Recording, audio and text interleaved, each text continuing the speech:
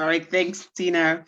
Please do not forget to check on the comment section for the link to reserve a spot for our relationship squad. We still have other sessions on the 11th, 14th, and 18th of July. Click on the link in the comment section and reserve a spot for yourself and for your loved ones, because the family that learns together succeeds together.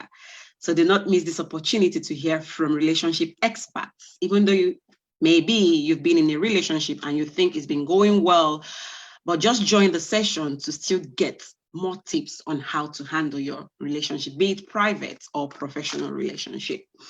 So that being said, Tina, that leads me to another question.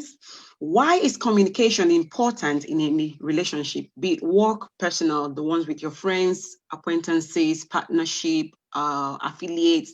Why is this communication important in any relationship?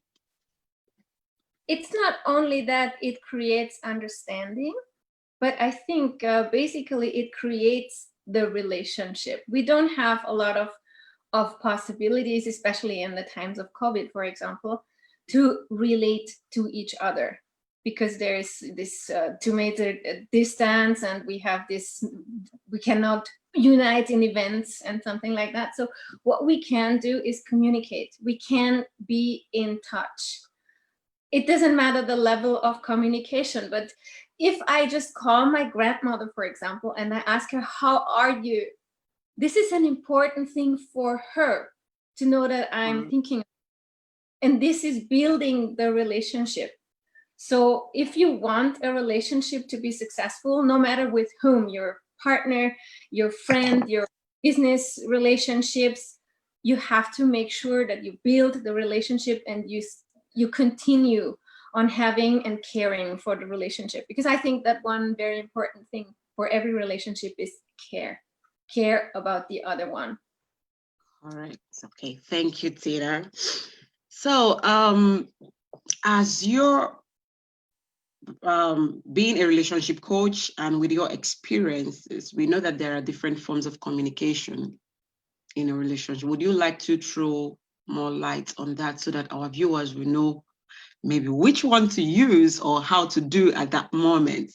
So what are the various forms of communication, especially in a relationship? Well, I mean, the most difficult relationships is usually when introverts and extroverts come together to form a relationship, because one partner wants to communicate a lot, another partner doesn't want to talk maybe at all. So this is one very difficult one. So we have the over communication on one side and the under communication on the other side. Then there is obviously the difference between men and women. So like women, we want to connect. We use a relationship basically to connect, to build more relationship. And men usually use communication to share information. So all these are just little things that at the beginning of a relationship, when we try to build a we, that they don't matter, because we try to applicate a little bit on the other side. But once we're focused just on ourselves, on our lives, then this does play a role. Because you, as a girl or a woman, for example, you write a long message, SMS, to your boyfriend, you're going to go like, oh, and I'm so blah, blah, blah, all these nice and whatever flowery words. And he replies back, yes, dot, that's it. And it can be so annoying most times. At times it's so annoying that you wrote all those messages and just got just 3 words. Yeah. It's frustrating, you know. So, and this is basically based on just the normal thing, the difference between men and women. Why do we use communication? But it causes a lot, really a lot of troubles, and sometimes even fights in relationship. Why do you not write back to me? Yeah, because there was nothing in that I have to write back to. As from the perspective of a man, as from the perspective of a woman, but you have to communicate at least 5 times a day, because otherwise you don't love me. So basically the thing is, this is normal. So if that happens in your relationship, there's nothing wrong. I mean, it could be, obviously, but this is something that you have to experience. It's not because he's writing like 1 word in the first time, everything's gone and ended. No, that's not the thing. But maybe we can always have a little bit in our background the thought of, We are different. Men are different, women are different. And not even women and women. There are also, I mean, this is now, I'm using like a stereotype. It doesn't have to be just men and women that way. It can be the woman who is not the communicative part and the man who writes all these nice things. So what I'm trying to say is we as humans are all different. And my partner is different from me. Even though we have a lot of things in common, that's why we bond, we still have differences. And this is something good. We can grow into that, like expand ourselves just by loving the difference of the other person through the communication also.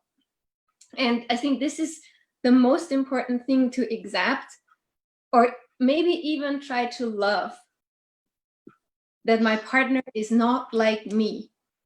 And I can learn and grow just because of that.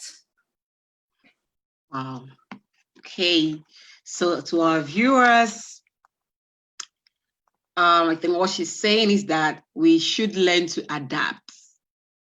We should learn to adapt. Since you said that, or you said something about the over communication and then the under communication, most of us find ourselves in this kind of a relationship, and it's not as if that we don't want to work on that relationship at that moment, or we don't like the relationship. But since we are faced with this, we should try to love the person irrespective of that, because nobody is perfect and there are still lapses and issues that will come up in a relationship.